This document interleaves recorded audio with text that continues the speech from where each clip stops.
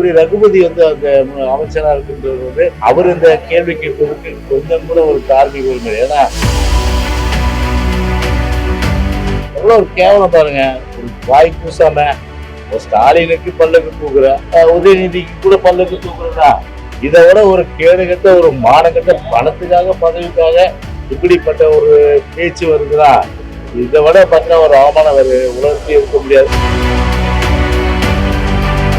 தாயே, எங்கள் குலத்தில் ஒரு பெண் குழந்தை பிறந்தால் அந்த பெண் குழந்தைக்கு நான் வந்து தங்களுடைய பெயரை தான் சொல்வேன் என்று சொல்லி கண்ணப்பனும் அந்த ரகுபதியும் எப்படியெல்லாம் மாற்றி மாற்றி புகழ்ந்தாங்கன்றது உலகத்துக்கு தெரியும்.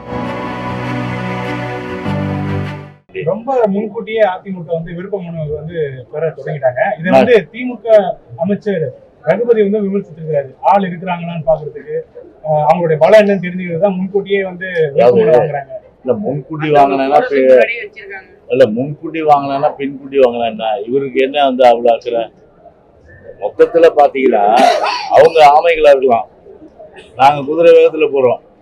அந்த குதிரை வேகத்துல போடுறத பாராட்டுறதை விட்டுட்டு இந்த ஆமைகளுக்கு ஏன் வந்து வருத்தம்? அதான் வந்து இப்ப எங்களுடைய ஒட்டுமொத்தமான கேள்வி. அது வந்து என்னுடைய அன்பிற்குரிய ரகுபதி வந்து அந்த அமைச்சரா இருக்கின்றது வந்து அவர் இந்த கேள்வி கேட்பதற்கு கொஞ்சம் கூட ஒரு தார்மீக உரிமை. ஏன்னா அனைத்து இந்திய அண்ணா திராவிட முன்னேற்ற கழக வரலாறு நிச்சயமாக அவருக்கு தெரியும். அந்தந்த காலகட்டத்திலாம் எவ்வளவு சீக்கிரம்லாம் மனு நம்ம வாங்கியிருக்கணும். ஆனா இப்போ கரை வேட்டி மாத்தி கட்டிட்டாரு. சில பேருக்கு வேட்டி மாத்தி மாத்தி கட்டுறதுல வந்து ரொம்பவும் பாத்தீங்கன்னா ஒரு சுவாரஸ்யம் இருக்கும். அதுல வந்து முதல் சுவாரஸ்யம் பாத்தீங்கன்னா நம்முடைய அண்ணன் ரகுபதி நிச்சயமா நான் இந்த நேரத்தில் சொல்லும்.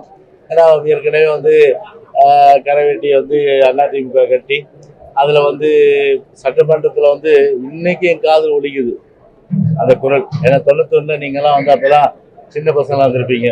எல்லாம் பாத்தீங்கன்னா வந்து 25-30 வயசுக்குள்ளதான் நிருபர்களா இருக்கீங்க. 91 பக்கத்து சீட்டு தான் எனக்கு ரகுபதி என்ன.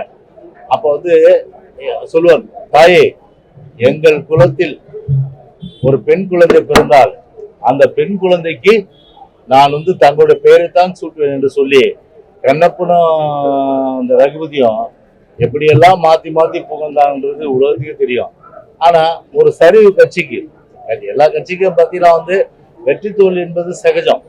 ஏன்னா ஒரு தோல்வி அடைஞ்சதுனால மட்டுமே வந்து உடனே வந்து கட்சி மாறுற அந்த பச்சோந்திகளை வந்து வெற்றி பெறக்கூடியவர்கள், பச்சோந்திகளை கூட வெற்றி பெறக்கூடியவர்கள்லாம் சொன்னா இவர்ல தான் சொன்னேன். இன்னைக்கு திமுக ஐக்கியமாகி இன்னைக்கு அதன் மூலம் வந்து அதிமுக ரத்தத்தை உறிஞ்சி கொளுத்து உண்டு கொளுத்து அதன் மூலம் வந்து குடிசொல்லாகி அதன் மூலம் வந்து இன்றைக்கு வந்து ஸ்டாலினுக்கு அந்த குடும்பத்துக்கு கப்பம் கட்டுகின்ற அந்த இங்கிருந்து போனவர்கள் எல்லாம் நிறைய பேர் இருக்காங்க.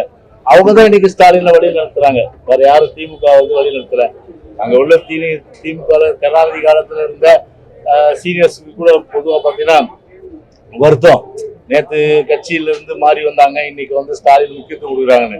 இன்னைக்கு ஆளுங்கட்சியா இருக்கிறதுனால அது வெளிப்படை தன்மை அது வெடிக்காது. ஆனா நாளைக்கு எதிர்கட்சி ஆகும்போது அது வெடிக்கும், கண்டிப்பா வெடிக்கும், எரிமலை போல வெடிக்கும், பிரச்சனைகள் உருவாக்கும். எவ்வளவு ஒரு கேவலம் பாருங்க.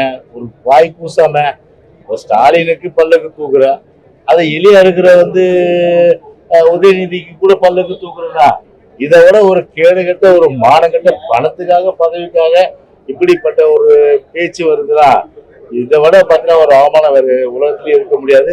நிச்சயமா சொல்றேன், ஒரு கேடு கெட்டவர்கள் வந்து இந்த மாதிரி வந்து கட்சி மாறினவர்கள் இங்கிருந்து அங்க போய் வேட்டி மாத்தின ரகுபதிக்கு எங்கள் இயக்கத்தை பற்றி சொல்வதற்கு எந்த வித இங்கிருந்து ஸ்டார்ட் பண்ற எக்ஸ்பிரஸ் கன்னியாகுமரி வரல போய் ஒரு வெற்றி வாகை சூடும் என்பதுதான் ஒவ்வொரு அதிமுக தொண்டருடைய கடமையும் கூட.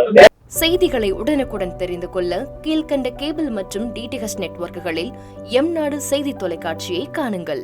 பாதகம் செய்பவரை கண்டால் நாம் பயம் கொள்ளலாகாது பாப்பா. மோதி மிதித்து விடு பாப்பா, அவர் முகத்தில் உமிழ்ந்து விடு பாப்பா. அண்மை செய்திகளை உடனுக்குடன் தெரிந்து கொள்ள இணைந்திருங்கள் எம்நாடு தொலைக்காட்சியுடன்.